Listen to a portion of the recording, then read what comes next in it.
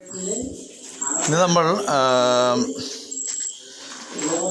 Egyptian Mesopotamian and Chinese സിവിലൈസേഷനാണ് നമ്മൾ discuss ചെയ്യാൻ പോകുന്നത് കേട്ടോ. കഴിഞ്ഞ ദിവസം നമ്മൾ ഹാരപ്പൻ സിവിലൈസേഷനെ കുറിച്ചാണ് നമ്മൾ പറഞ്ഞത്. അതിനെക്കുറിച്ച് നമ്മൾ വളരെ ഡീറ്റെയിൽ ആയിട്ട് പറഞ്ഞു. ഇനി നമ്മൾ ചർച്ച ചെയ്യാൻ പോകുന്നത് അതുപോലത്തെ അതേ കാലഘട്ടത്തിലെ മറ്റ് ലോകത്തിൻ്റെ വിവിധ ഭാഗങ്ങളിലുണ്ടായ റിവർ വാലി സിവിലൈസേഷനെ കുറിച്ചാണ് പരിചയപ്പെടുന്നത്.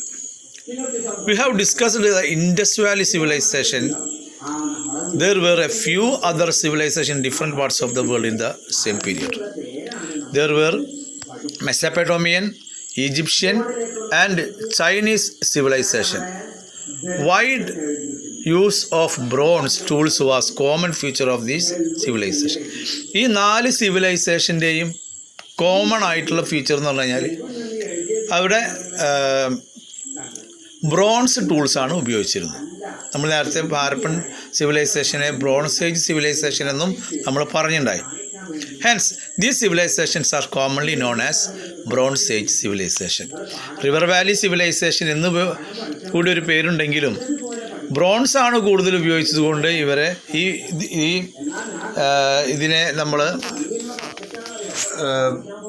ബ്രോൺസ് ഏജ് എന്നും അറിയപ്പെടുന്നുണ്ട്. Why river valleys? എന്തുകൊണ്ടാണ് ഇവയെ റിവർ വാലി എന്ന് പറയുന്നത്?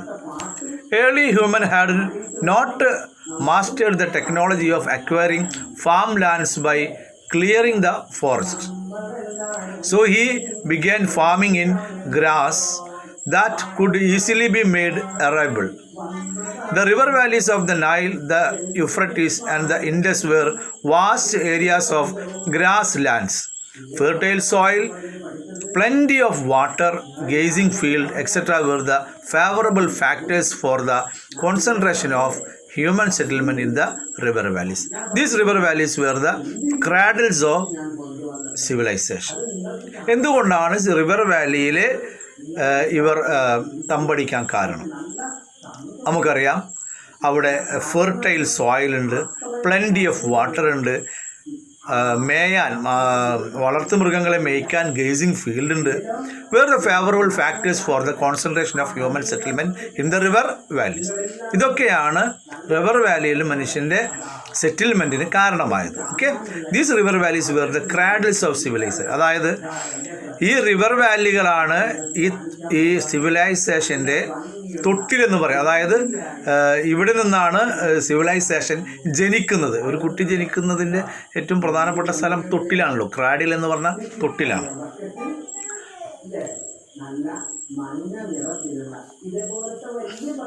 ഇനി നോക്കാം നമുക്ക് നമ്മുടെ മാപ്പിൽ. Observe the map below that identify the region where these civilization flourished. നോക്കൂ, ഇൻഡസ് വാലി നമ്മുടെ ഇന്ത്യയിലാണ് അല്ലേ. അതിൻ്റെ തൊട്ട് വെസ്റ്റിൽ മെസപ്പൊട്ടോമിയൻ സിവിലൈസേഷൻ, ഏകദേശം നമ്മൾ ഇന്നത്തെ അറേബ്യൻ, ഇറാഖ്, ഇറാനൊക്കെ ഉള്ള സ്ഥലമാണ്. പിന്നെ ഇതാണ് ഈജിപ്ഷ്യൻ സിവിലൈസേഷൻ.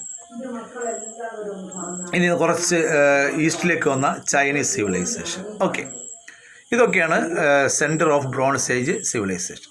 നമുക്ക് ബേസിക്കലി ആദ്യം നമുക്ക് ഈജിപ്ഷ്യൻ സിവിലൈസേഷനെ കുറിച്ചൊന്ന് ഡിസ്കസ് ചെയ്യാം. I reached Egypt in November 1922. It was a journey in search of the mummy of Tutankhamun, the emperor who lived in the 14th century. It was a new stage of the journey in search of mummies and pyramids. A prolonged search across the northern valley of Egypt, but to avail. Expectations gave to disappointment. At least I decided to start excavations near a huge pyramid. Curiosity gave way to wonder. Steps leading to large door underground, one after the other. When the third door was opened, I stood gazed. The emperor whom I have been pursuing lay adorned in eternal sleep. I reached Egypt in November 1922. It was a journey in search of the mummy of Tutankhamun, the emperor who lived in the 14th century. It was a new stage of the journey in search of mummies and pyramid. അദ്ദേഹം ഒരു research നടക്കുന്ന ആളാണ്. 1922 ഈജിപ്തിലെത്തി. അങ്ങനെ അദ്ദേഹം മമ്മിയെക്കുറിച്ച് പഠിക്കാനാണ്. തൂത്തുക്കാമൻ എന്ന് പറയുന്ന രാജാവിൻ്റെ മമ്മിയെക്കുറിച്ചിട്ട് തിരഞ്ഞു പോയതാണ് അല്ലേ. അദ്ദേഹം 14th സെഞ്ച്വറിയിൽ, ലിവ്ഡ് ഇൻ ദ 14th സെഞ്ച്വറിയിൽ ജീവിച്ചിരുന്ന ആളാണ്. അദ്ദേഹം journey in search of mummies and pyramid. അദ്ദേഹത്തിൻ്റെ ഉദ്ദേശം തന്നെ എന്താ പറയുക, മമ്മിയെക്കുറിച്ചും പിരമിഡിനെ കുറിച്ചുമുള്ള പഠനമാണ്. അങ്ങനെ കുറേ പോയി. അങ്ങനെ ഈജിപ്തിൻ താഴ്വരയുടെ വടക്ക് ഭാഗത്തെത്തി. ഒരു കാര്യമില്ല. അങ്ങനെ നിരാശനായി മടങ്ങുന്ന സമയത്ത് I decided to start excavation near huge pyramid. അങ്ങനെ ഒരു വലിയൊരു പിരമിഡിൻ്റെ അടുത്ത് അദ്ദേഹം എക്സ്കവേഷൻ നടക്കുമ്പോൾ a curiosity gave a way to wonder. അദ്ദേഹത്തിൻ്റെ അറിയാനുള്ള ആഗ്രഹം അത്ഭുതപ്പെടുത്തി. എന്താണ്? Large door underground leading to. അദ്ദേഹത്തിന് ഒരു വലിയൊരു ഡോറ്, അണ്ടർഗ്രൗണ്ടിലൊരു വലിയ ഡോറ് കണ്ടു. ഒന്നിനു പുറകെ ഒന്നായിട്ട് ഇങ്ങനെ ഓരോ ഡോറുകൾ. When the third door was opened I stood dazed. The emperor whom I have been pursuing laid on in eternal spirit. ഞാൻ തിരഞ്ഞു പോയ ആ തുത്തുക്കാമൻ വളരെ ഭംഗിയായിട്ട് ഒരു സ്ഥലത്ത് ഇങ്ങനെ കിടന്നുറങ്ങുന്ന പോലെ എന്നെ കണ്ടു എന്നാണ് അദ്ദേഹം പറഞ്ഞത്. അത്ഭുതപ്പെടുത്തിയെന്നാണ് പറയുന്നത് അദ്ദേഹത്തെ. Haven't you read the diary of Howard Carter, the archaeologist? Have you heard of Tutankhamun mentioned in the diary? Howard Carter എന്ന് പറഞ്ഞ ആളുടെ ഒരു അനുഭവക്കുറിപ്പാണ് നമ്മൾ ഇപ്പോൾ വായിച്ചത്. He was a king, ancient Egypt. Back then the king of Egypt were known as Pharaoh. അദ്ദേഹം ആ തുത്തുക്കാമൻ ഈജിപ്തിലൊരു രാജാവായിരുന്നു അല്ലേ. അങ്ങനെ back then the king of Egypt were known as Pharaoh. ഈജിപ്തിലെ കിങ്സിനെ പറയുന്ന പേര് ഫറോവകൾ എന്നായിരുന്നു. The practice of preserving the body of the dead prevailed in Egypt. അവിടെ നമ്മളെ ഡെഡ് ബോഡി ഇങ്ങനെ സൂക്ഷിച്ചു വെക്കുന്ന ഒരു സ്വഭാവം ഉണ്ടായിരുന്നു. A corpse preserved this is called mummy. അങ്ങനെ ഒരു എന്താ പറയുക, നമ്മളുടെ ശവപ്പെട്ടി അല്ലേ, അങ്ങനെയുള്ള സൂക്ഷിച്ചിരുന്ന, പ്രിസർവ് ചെയ്തിരുന്ന, സംരക്ഷിച്ചിരുന്ന അങ്ങനെയുള്ള ആ ഒരു ശവപ്പെട്ടിയെയാണ് പറയുക മമ്മി എന്ന് പറയാം. Pyramid were tombs where the mummies were preserved. Pyramid എന്ന് പറഞ്ഞാൽ എന്താ? മമ്മികളെ അടക്കം ചെയ്തിരുന്ന ഒരു കബറിടം എന്ന് വേണമെങ്കിൽ പറയാം, ശവകുടീരം എന്ന് വേണമെങ്കിൽ പറയാം. അതിൻ്റെ ഉള്ളിൽ okay, they remain as evidence for excessive use of labor and wealth. What were the other feature of the Egyptian civilization that existed in the Bronze Age? ഇനി നമ്മൾ പിരമിഡ് കണ്ടു, നമ്മൾ മമ്മിയെ മനസ്സിലാക്കി, എന്താണ് മമ്മി എന്ന് മനസ്സിലാക്കി. ഇനി എന്തൊക്കെയാണ് വേറെ പ്രത്യേകതകൾ ഈജിപ്തിൻ്റെ? നമ്മൾ this civilization flourished in the valley of the river Nile. Nile എന്ന് പറയുന്ന നദിയുടെ തീരത്തായിരുന്നു അല്ലേ. ഇൻഡസ് വാലി സിവിലൈസേഷൻ സിന്ധുവിൻ്റെ തീരത്തായിരുന്നു, ഇതാ നൈലിൻ്റെ തീരത്തായിരുന്നു. Agriculture was the backbone of this civilization. കൃഷിയായിരുന്നു ഇവരുടെ അടിസ്ഥാനപരമായ ജോലി. അതിവരുടെ നട്ടെല്ല്, ഇവരുടെ സംസ്കാരത്തിൻ്റെ നട്ടെല്ലായിരുന്നു കൃഷി. Egyptians also engaged in weaving and production of glassware. അവർ തുന്നലിലും മിടുക്കന്മാരായിരുന്നു. അതുപോലെ തന്നെ നമ്മളെ ഗ്ലാസ്സുകളൊക്കെ ഉണ്ടല്ലോ, അതിൻ്റെ മുകളിൽ പല കലാപരിപാടികളും ഗ്ലാസിൻ്റെ മുകളിലുള്ള അഭ്യാസങ്ങളൊക്കെ അവർ നല്ല ഉഷാറായിരുന്നു. They formed an art of writing. ഹാരപ്പന്മാരും ഒരു ആർട്ട് ഉണ്ടായിരുന്നു, പക്ഷെ നമുക്കത് വായിക്കാൻ വേണ്ടി സാധിച്ചില്ല. പക്ഷേ ഈജിപ്ഷ്യന് ഒരു ആർട്ട് ഓഫ് റൈറ്റിംഗ് ഉണ്ടായിരുന്നു. It is known as hieroglyphics which means sacred writing. അതിൻ്റെ അർത്ഥം വിശുദ്ധമായ ലിപി എന്നാണ് അതിൻ്റെ അർത്ഥം. They used the leaves of the plant called papyrus for writing. അവർ പാപ്പിറസ് എന്ന് പറയുന്ന ഒരു ഇലയാണ് എന്തിനുപയോഗിച്ചിരുന്നത്? ഈ ലിപി എഴുതാൻ വേണ്ടി ഉപയോഗിച്ചിരുന്നത്. ഇനി ഹൈറോഗ്ലിഫിക്സിനെ കുറിച്ച് ഏതാനും ചില വരികൾ. The hieroglyphic script was first deciphered by Champollion, a French scholar. Champollion എന്ന് പറയുന്ന ഒരു ഫ്രഞ്ച് പണ്ഡിതനാണ് ഹൈറോഗ്ലിഫിക്സ് ഡെസിഫർ ചെയ്യുക എന്ന് പറഞ്ഞാൽ വായിച്ചെടുത്തത്, മനസ്സിലാക്കിയത്. ഇത് ലിപിയാണ്, എന്താണെന്നുള്ളത് തിരിച്ചറിയണ്ടേ. നമുക്കിപ്പോൾ കന്നഡ വായിച്ചു കഴിഞ്ഞാൽ നമുക്കൊന്നും അറിയില്ലല്ലോ.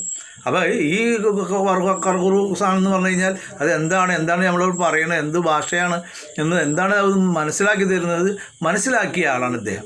He had accompanied the French ruler Napoleon when the later conquered Egypt in 1798. അദ്ദേഹം നെപ്പോളിയൻ ഈ പ്രദേശം കീഴടക്കുന്ന സമയത്ത് നെപ്പോളിയൻ്റെ കൂടെ ഉണ്ടായിരുന്ന ഒരു പണ്ഡിതനായിരുന്നു. The script was engraved on a stone near the mouth of the river Nile. ഈ സ്ക്രിപ്റ്റ് ഒരു റൊസെറ്റ എന്ന് പറയുന്ന ഒരു കല്ലിലായിരുന്നു എൻഗ്രേവ്ഡ് എന്ന് പറഞ്ഞു കഴിഞ്ഞാൽ കുത്തിയിട്ടാണത്. എൻഗ്രേവ്ഡ് എന്ന് പറഞ്ഞാൽ കൊത്തി വെക്കുക. The script could not only be deciphered after much patient labour. അതതിൻ്റെ അർത്ഥം ഇവർ വളരെ ശ്രദ്ധിച്ചിട്ട് കുറേ സമയമെടുത്തിട്ടാണ് ഇത് എഴുതി എന്നാണ് നമുക്ക് മനസ്സിലാക്കുന്നത്. കാരണം ഒരു സ്ലേറ്റിലോ ബുക്കിലോ എഴുതുന്ന പോലെയല്ല ഒരു കല്ലിൽ എഴുതുന്നത്, അല്ലേ? ഇനി നമുക്ക് മറ്റ് പ്രത്യേകതകൾ എന്തൊക്കെയാണെന്ന് നോക്കാം. ഇപ്പോൾ അവരുടെ റൈറ്റിങ്ങിനെ കുറിച്ച് മനസ്സിലാക്കി. The Egypts also attained amazing advancement in the field of science. ശാസ്ത്രീയ കാര്യങ്ങളിൽ ഇവർ നല്ല ഉഷാറായിരുന്നു. They formed a solar calendar. As per this calendar, a year had 365 days. അവരൊരു സോളാർ കലണ്ടർ കണ്ടുപിടിച്ചിരുന്നു. അതിൻ്റെ അർത്ഥം അതിൽ 365 ദിവസമാണ്. നമുക്കിപ്പോൾ 365 ദിവസമാണ്, അല്ലേ? A year was divide into 12 months. അവരുടെ അഭിപ്രായത്തിൽ ഒരു കൊല്ലം എന്ന് പറഞ്ഞാൽ 12 മാസമാണ്. ഇപ്പോഴും അതുപോലെ തന്നെ അല്ലേ, ഓഫ് 30 days ഈച്ച്. പക്ഷേ എല്ലാ മാസത്തിലും 30 ദിവസമാണ്. നമുക്കിപ്പോൾ ഇടയ്ക്കിടയ്ക്ക് 31, 28 ഉണ്ട്. The remaining 5 days were set aside for celebration. ബാക്കിയുള്ള ദിവസങ്ങൾ എന്തിനായിരുന്നു? ബാക്കി ദിവസം ഒരു 5 ദിവസമുണ്ട്, അല്ലേ?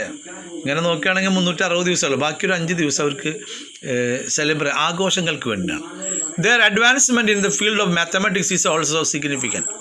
അവർ മാത്തമാറ്റിക്സിലും ഭയങ്കര പുലികളായിരുന്നു. Okay, their advancement in the field of mathematics is also significant. They could calculate the area of triangle and rectangles. To determine time, they made sundial, a clock that tells time by the shadow cast by the sun, and water clock that works on water current. They could calculate the area of triangle and rectangle. അവർ ട്രയാങ്കിളിനെ കുറിച്ചും റെക്റ്റാങ്കിളിനെ കുറിച്ചും ചതുരത്തെക്കുറിച്ചും ത്രികോണത്തെക്കുറിച്ചൊക്കെ അവർ നന്നായിട്ട് calculate ചെയ്തിരുന്നു. കാരണം അവർ pyramid തന്നെ ഒരു calculation വേണം ഉണ്ടാക്കണം തന്നെ. അപ്പം അതിൽ അവർ നല്ല നൈപുണ്യങ്ങളുള്ള ആൾക്കാരായിരുന്നു. To determine the made sundial. Time കണക്കാക്കാൻ അവരൊരു വേറൊരു ക്ലോക്ക്, സൺഡയൽ എന്ന് പറയുന്നൊരു clock, that tells time by the shadow cast by the sun, and water clock that work on water current. അതായത് വെള്ളത്തിൻ്റെ അലയടി കൊണ്ട് സമയം കണക്കാക്കിയിരുന്നു. സൂര്യൻ്റെ നിഴൽ കണക്കാക്കിയിട്ടും അവരൊരു സമയം കണക്കാക്കിയിരുന്നു. Okay. The Egyptians were also skilful in sculpture. കണ്ടില്ലേ, ചിത്രത്തിൽ കണ്ടില്ലേ, മനോഹരമായ ഒരു ചിത്രം കണ്ടില്ലേ, സ്ഫിങ്സ് എന്നാണ് പേര്, അല്ലേ? This is evident from the sphinx statue with lion body and human head. മനുഷ്യൻ്റെ ശരീരവും മനുഷ്യൻ്റെ തലയും മറ്റേ സിംഹത്തിൻ്റെ ഉടലുമാണ്. അതിൻ്റെ അർത്ഥം എന്ന് പറഞ്ഞാൽ മനുഷ്യൻ ഒരു സിംഹമായിരുന്നു എന്നാണ് സൂചിപ്പിക്കുന്നത്. ഇതാണ് ഈജിപ്ഷ്യൻ സിവിലൈസേഷൻ. അടുത്ത ക്ലാസ്സിൽ നമുക്ക് മെസപ്പൊട്ടേമിയൻ സിവിലൈസേഷൻ